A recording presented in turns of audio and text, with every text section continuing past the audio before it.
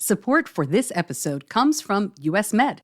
As you'll find out, I'm a huge fan of choice when it comes to diabetes technology. We've come a long way since my son was diagnosed in 2006. And you want a medical supply company that can provide what you want. That's why I'm so excited to partner with US Med. They have whatever you need. They hold the #1 spot as the distributor for Freestyle Libre systems nationwide. They rank #1 in Dexcom customer surveys. They're the top specialty distributor for Omnipod Dash and the fastest growing tandem distributor nationwide. US Med always ensures you have 90 days worth of supplies and provides fast, free shipping to your doorstep. Plus, rest easy knowing they hold an A+ rating with the BBB. US Med, your trusted partner in diabetes care. Your health, satisfaction, and peace of mind are their priority. Find out more. Go to usmed.com/Stacey. That's usmed.com/STACEY.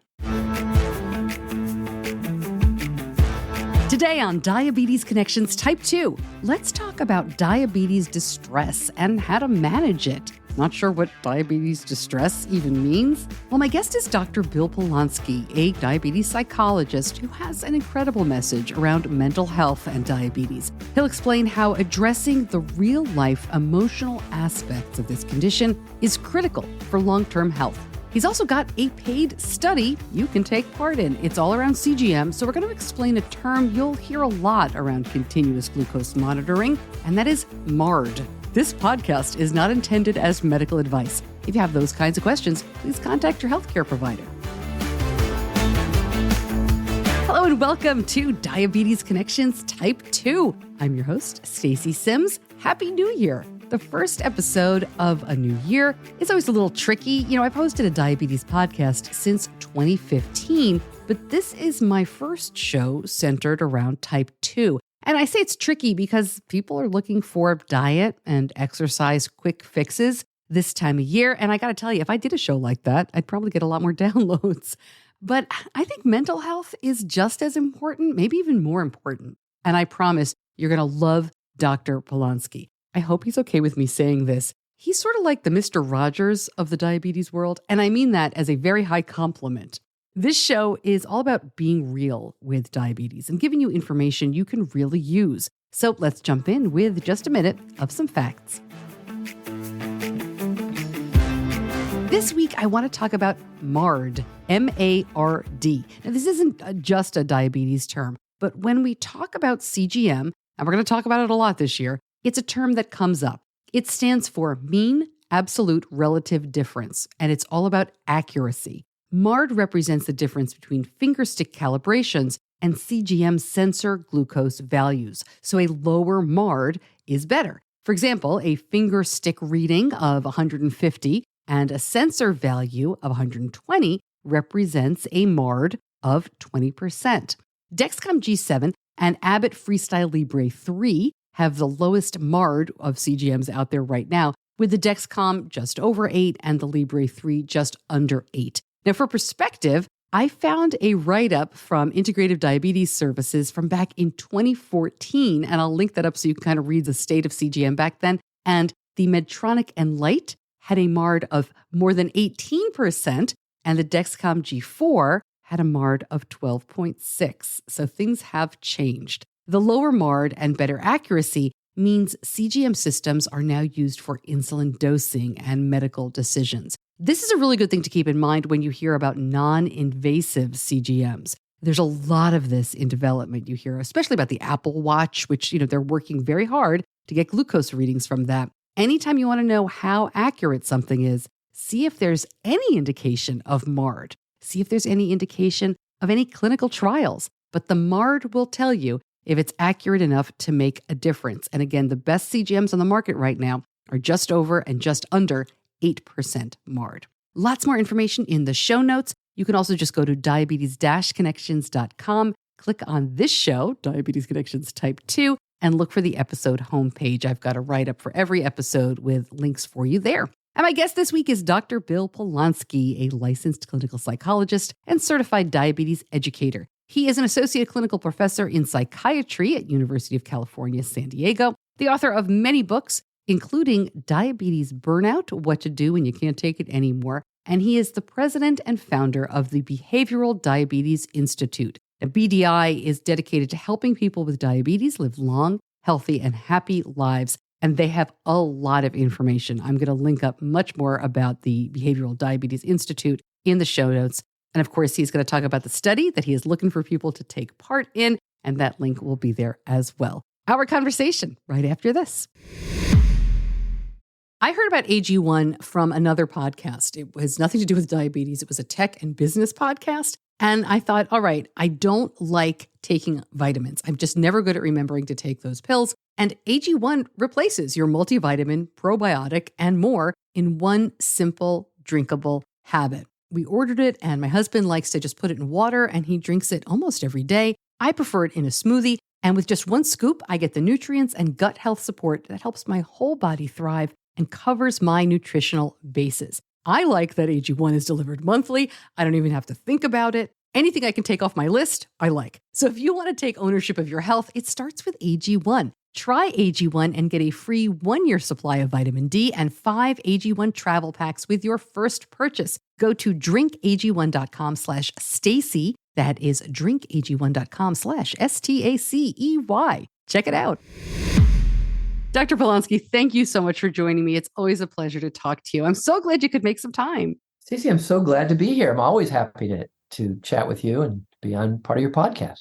Well, we have a lot to talk about. Let's just jump right in and talk about what you're doing and what you're looking for. You are trying to find people with type 2. Tell me what's going on. Well, I feel so lucky. We are doing so many cool and interesting projects. And there's a couple coming up that are mostly, in fact, only for people with type 2 diabetes.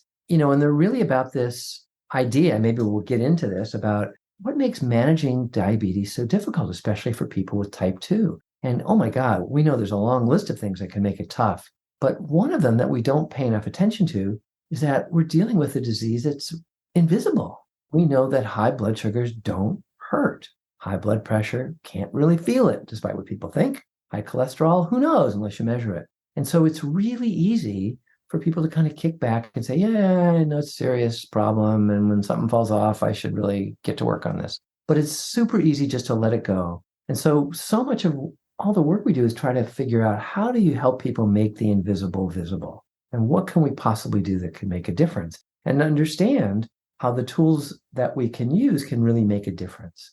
So one of the really cool studies that we have starting in January, we are going to be looking for folks, actually hundreds of people with type 2 diabetes all over the country. They could be anywhere in the United States, who would be interested in being a little study that basically all they have to do is allow us to send them some stuff.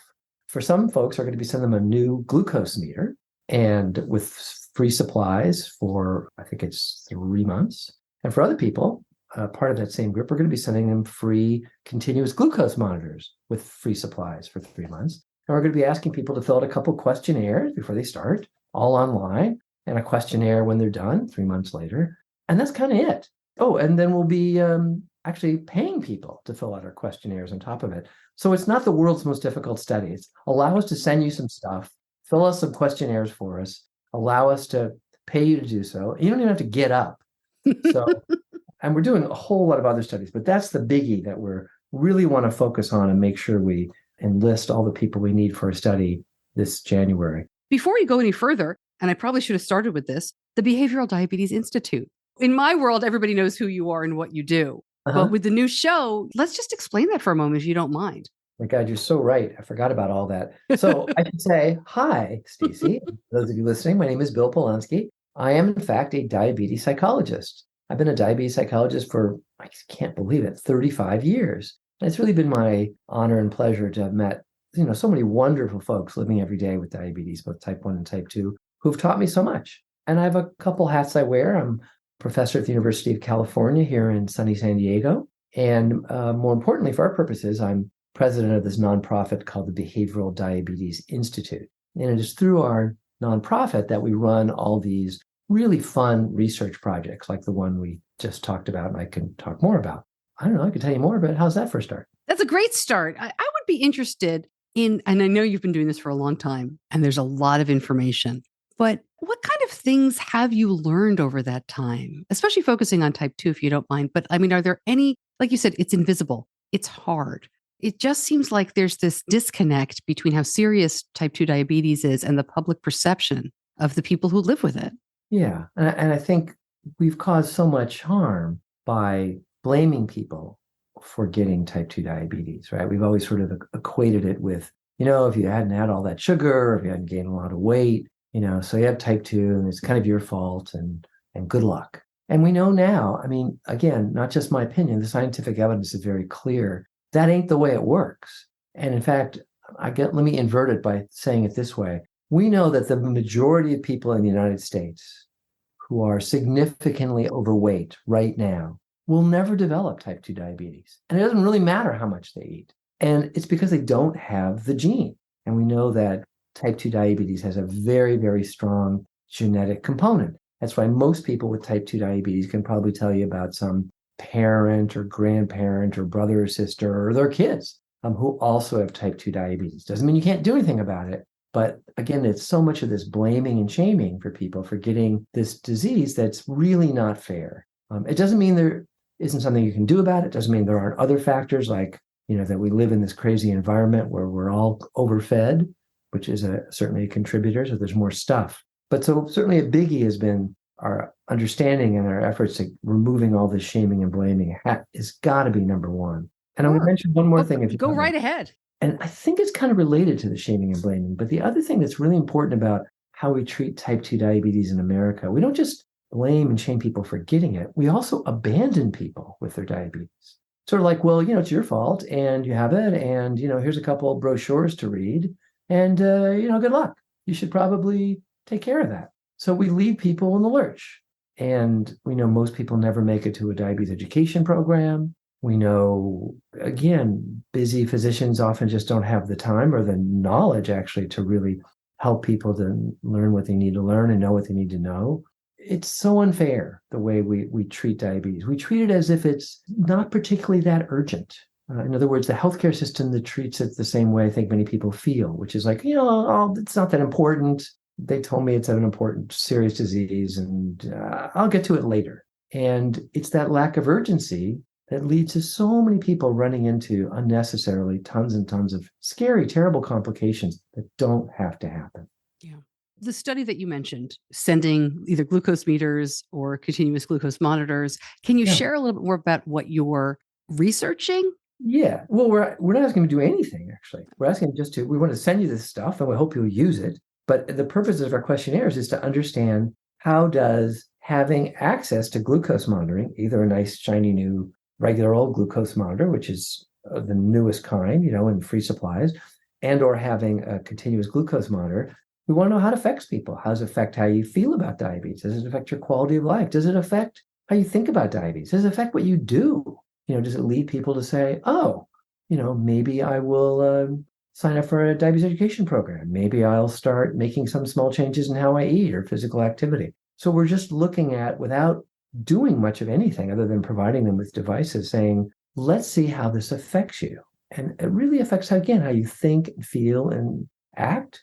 And we're going to learn from them. We're going to learn from those folks about the kind of additional support they're going to need for future work and future studies. But, people with type 2 diabetes in this country, they are my experts. And I continue to learn every day from them about what's living with diabetes like for you, and what about the tools and things we offer, to what degree they make a difference, and what degree they make no difference at all. I continue to be thrilled by these wonderful studies because I get a chance to learn so much.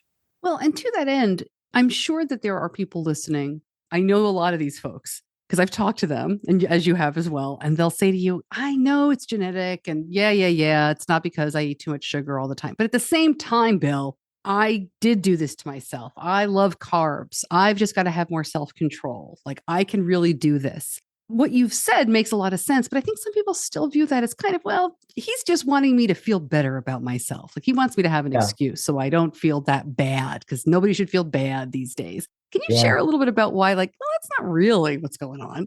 Yeah, I'm probably just one of those positive psychology types. I just want to cheer people up and look on the bright side. Ugh, that's the last thing I want to do. I want people to know the truth.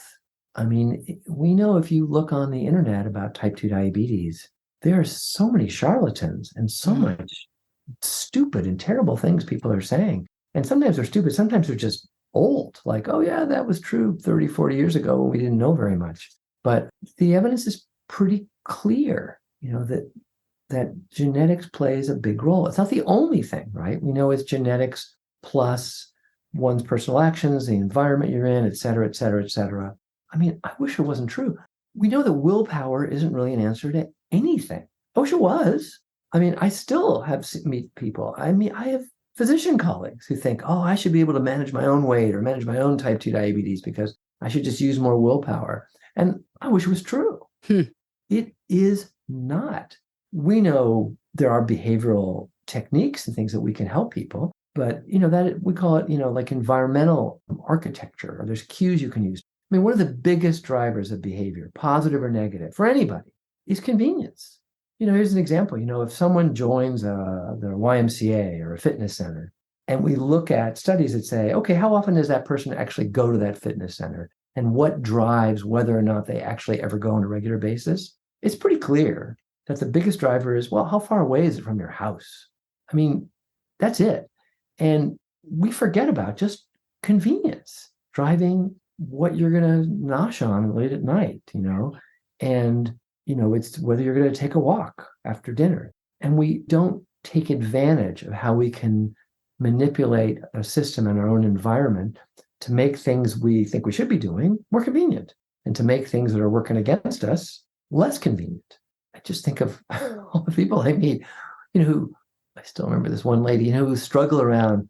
She goes, oh, my biggest problem is I start overeating at night. And I especially have this terrible problem with peanut M&Ms. Oh, God, I just can't control myself, peanut M&Ms. And I go, well, where are these peanut M&Ms? She goes, oh, I always have a nice bowl of peanut M&Ms, in my I feel seen. I feel seen and accused, Bill. I go, why do you have a big bowl of peanut M&Ms in your house?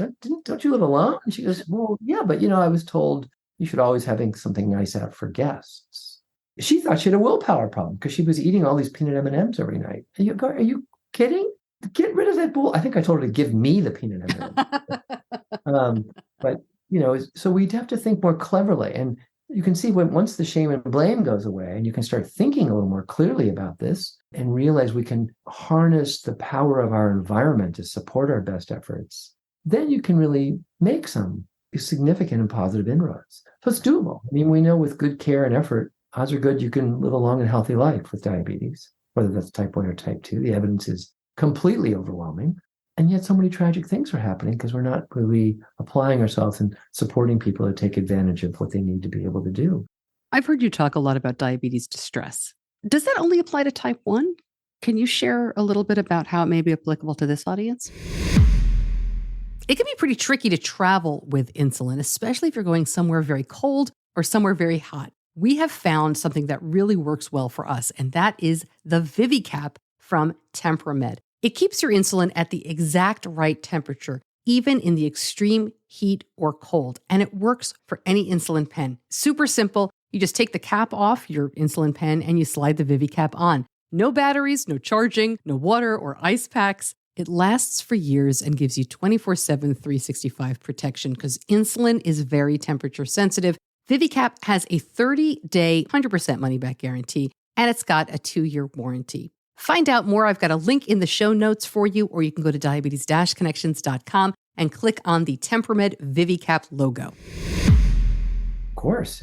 Again, we've done 30 years of research looking at the importance of diabetes distress for people with type 2 diabetes. And it's actually, I would say at its core, not that different at all. What diabetes distress is really about is feeling out of control.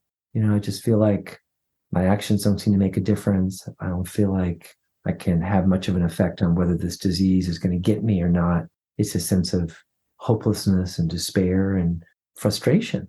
So it's very, very similar to what we see in people with type 1. However, we do see, though, for folks with type 2, some of the things that contribute to diabetes stress can be different. Like, again, the shaming and blaming, especially for family members and friends and strangers. Yeah, what's with that? It's unbelievable. Problem that tends to be a bigger issue. We know that, for folks with type 2 diabetes more than type 1, just having the personal and financial resources to manage diabetes is often a much bigger problem. Can I afford these tools? Can I afford this medication? Can I afford eating foods that aren't ultra processed and might be not so bad for me? Yeah. Can I afford to see a healthcare provider? Those sorts of issues are huge, and they're important for people with type 1.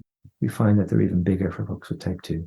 I don't think people realize that, at least the folks that I speak to. And one of the reasons I wanted to talk to you is because I'm kind of learning and feeling my way through a new audience, new guests. My husband lives with type 2. I have a lot of friends with type 2. There's this real change, it seems, in how these communities talk to each other. A good example is I recently talked to Mila Clark.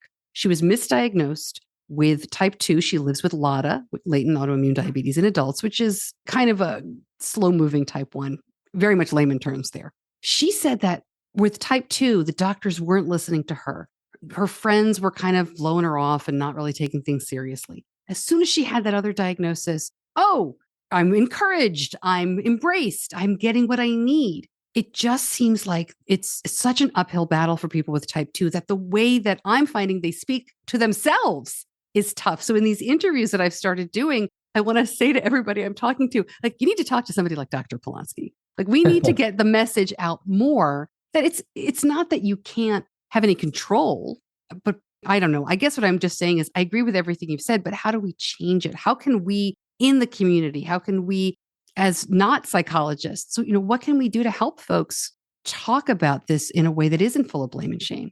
Yeah, I find that so huge to even think about, right? Because it seems like we should just be able to talk to one person at a time and say, hey, snap out of it, stop blaming yourself. It is such embedded in the fabric of how we've talked to people with diabetes for so long, and how healthcare providers talk to people, and how you see it in commercials and in film and advertisements. It's so awful. There just in the past few days, there was a position paper that was published from 55 experts from around the world about the importance of really facing and dealing with this issue of diabetes shame and stigma, and how we need a worldwide effort to do something about this, which really, to me, symbolizes how difficult it's going to be. That you need everybody in the world to go, hey, come on, knock it off. It is so a part of how we think about it, right? Yeah. I mean, I'm a psychologist. It's my job. Helping people to make those kind of fundamental shifts in how you think about stuff takes time. And I appreciate, when you mentioned how you just want to reach through the microphone and tell people this. I want to reach through the microphone and just give them a big hug. Oh. We just have to say it over and over again. You didn't do this to yourself. You deserve to be treated with respect. If you're struggling, if you've run into type 2, if you're struggling, you're not having perfect control of your type 2 diabetes. Probably the most important message you've heard me say before is we firmly know no one's unmotivated to live a long and healthy life. It's simply true. No one is unmotivated to live a long and healthy life. Not you, not me, not anybody who's listening to us who's living with diabetes. What we do know is things get in the way. And a lot of those things are under the category we call diabetes and stress, but life gets in the way. Stuff gets in the way. How I think about this disease gets in the way, or what my resources are get in the way, or my family demands I cook for them in the following way gets in the way. There's a long list, and the job of a successful healthcare provider or a coach is to help people respectfully figure out, let me understand the things that are making this difficult for you. See if we can get those out of the way, because I know you're perfectly motivated to want to live a long and healthy life. And you also don't want to think about diabetes at all. So we have to find a way to make this easy and seamless and convenient. And that's really what's going to be key. So that's what we try to do every day at my little institute, but we need to do it bigger for everybody. What you just said is so different from a lot that has come before. The phrase "no pain, no gain" just popped into my head, right? That's what we were told. And I'll date myself, but like in the 80s and 90s, right? There's no success without the pain, and you've got to really muddle through. And the idea that you could be kinder to yourself and that the default is that everybody really does want to live a long and healthy life. We don't want to think about the diabetes. We don't want to think about the condition. We just want to deal with it and move on. It's almost revolutionary. We have to unlearn a lot of that stuff that we were taught. Yeah, but it is how we talk about things for people with type 1 as well, right? I mean, that is the goal. You want to help people get to a safe place with their diabetes, a safe place with their blood sugars and their blood pressure and their lipids. You want to help them get to a safe place, and you want to make it as convenient and easy as possible so they don't have to think about it so much. And that's a challenge, right? And it involves a compromise because it's hard to make behavior changes. So it does involve effort, but we want it to be minimal so you can be successful. And we see people all the time kind of struggling with, well, where's my midpoint? Like, I'll put some effort in because I want some positive outcome, but how do you help? I don't want to get in the weeds about this with you, but it's those kinds of respectful conversations that we have to have with individuals to help them. Most importantly, we want them to feel hopeful, to learn some of the evidence that never gets talked about, that with good care, with good effort, you can live a long and healthy life with this disease. You've heard about all the scary, terrible things that can happen. You may have already run into some issues. We can do something about that right now, as opposed to you're doomed. And once you can help people and they can come to believe that hope is legit. And again, I'm not just making this up. Invite me back. I'm happy to pull out great evidence from the Swedish Diabetes Registry, from all over the world, that really shows the actual numbers of how powerful and effective we know that care really can be. And once you bring the hope, then we can begin to talk about, well, what are the simplest things you can do? We know another problem, of course, for folks with actually type 2 or type 1 is if you ask them, well, what do you think you need to be doing anyway to be doing differently? Many people can probably list for you, 50, 60, 70 things they probably should do. They usually involve, I guess I should stop eating this. I guess I should stop eating that. I guess I should stop eating this. And number one, your list is too long, right? Because it leads you just to paralysis. It's like, well, geez, so I just have to eat birdseed for the rest of my life, wear spandex and feel embarrassed when I go out for a walk, and take some medication that I tend to think of as poison. So who's going to even be interested? So we have to kind of boil it down. Like, what are the simplest things you can do that can give you the biggest bang for your buck, that can help you to be successful? And let's start with some of those. So we know there's approaches that work for folks. They just aren't being used enough. Well, we will definitely have you back on. There's so much to go through and talk about here. But before I let you go, I would be curious, you have been doing this a long time. This is not easy stuff. I know you've helped a lot of people, but as you've said, there's so many more people to help. What still gets you out of bed in the morning every day to do this? Are you still excited about diabetes psychology? Oh my God, I have the best job in the freaking world. Are you kidding? I love what I do. I mean, I can remember this from the very first person I ever worked with who had diabetes.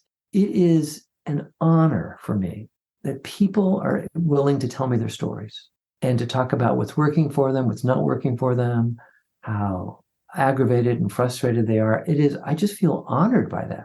And to finally figure out what to do to help folks makes me feel pretty good about that, right? So to know that I can help make a difference also is just a thrill. And then on top of it, we get to do all these fun projects at our institute and our fun research projects that, really help us not just with individuals, but that can really sort of open the eyes to people and healthcare providers all over the world. Like this whole idea of diabetes distress as being something real that you should be thinking about and asking your patients about.